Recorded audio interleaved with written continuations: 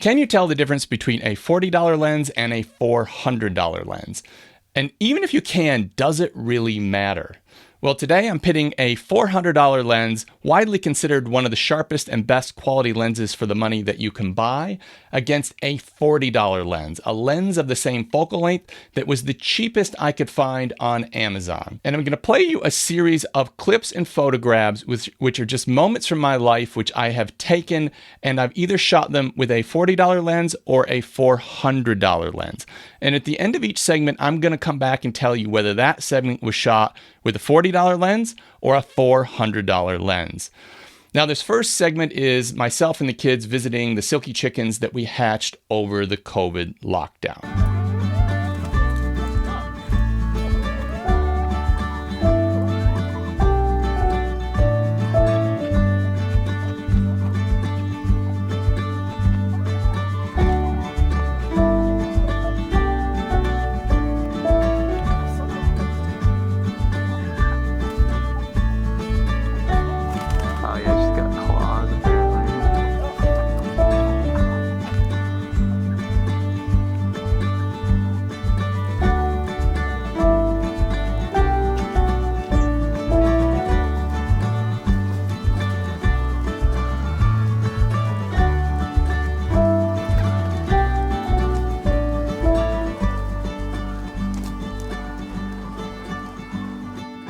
All right, what did you think? Was that a $40 lens? Was that a $400 lens? Does it really matter? Well, I thought that the shots from that segment were pretty good. I thought there was a lot of detail, particularly in the feathers of the birds, and that was shot on the $40 lens. Now, this next segment is the kids singing happy birthday to their mother and presenting her with the birthday cake they made for her birthday.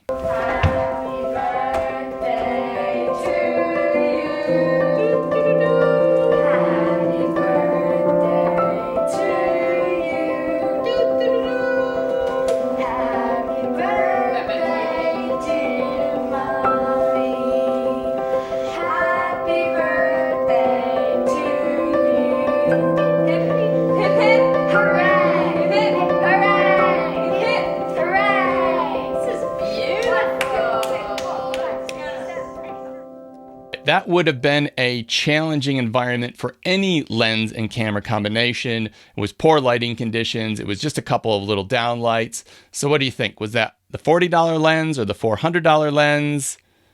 Well, that was shot on the $400 lens. Now, this next series of clips and photos is the family and I going to a place called Daniel's Donuts, which I consider to be the best donuts I've ever had in my life. And there was a bit of drama on this day because they ran out of my middle daughter's favorite donut, and she ended up buying a vegan donut.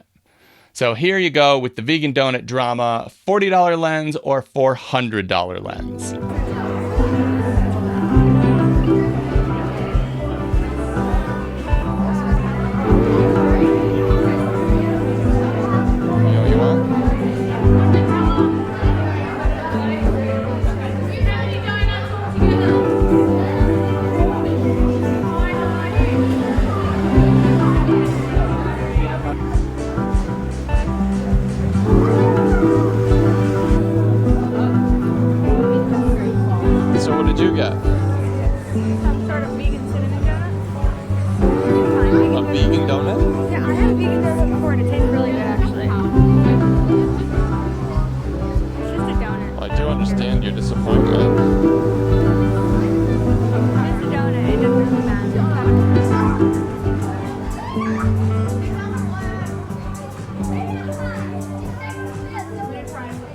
I thought the images were really good in that segment. I thought the photos of the donuts particularly had a lot of detail in them.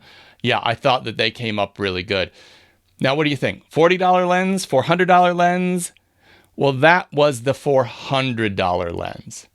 Now, this next series of photos is just myself walking around the city doing some street photography, which is something that I'm sort of learning and getting better at over time. And I used it as an opportunity to make it part of this comparison. So here we go. Street photography, is it a $40 lens or $400 lens?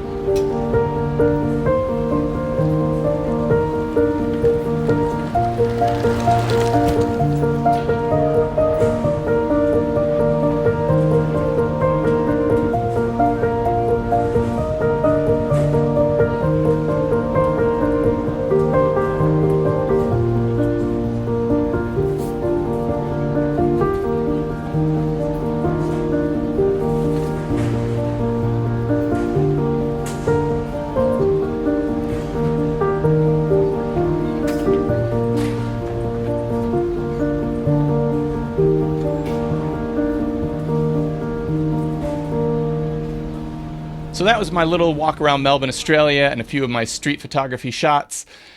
$400 lens, $40 lens. Well, that was shot with a $40 lens. And I was really happy with the way the photos came up. I liked the color rendering. I thought there was plenty of detail.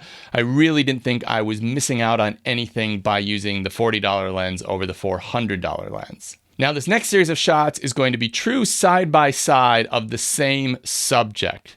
Now, I don't think this is a truly fair comparison because at any point in your life, you are not swapping lenses back and forth and taking photos of the same thing and comparing them back to back. More realistically, you're using them the way that I have in the previous 4 segments, where you're just shooting one event, you've got nothing to compare them to, and really the question is, what you've produced with that lens are you happy with? But for the sake of this comparison, I'm going to do some side-by-side shots, not test shots of a chart, but of real-life subjects, and we're going to go back and forth and compare and see, even in this difficult, challenging situation, pitted right up against each other, can you tell the difference? And more importantly, does it really matter? So the first series test, it was obvious that the $40 lens was performing extremely well. And this is the point where I thought it was going to come all undone. And we were going to see, once we put them side by side, you were really going to see the differences between the $400 lens and the $40 lens. But what has happened is completely the opposite. I can hardly tell the difference between these two lenses.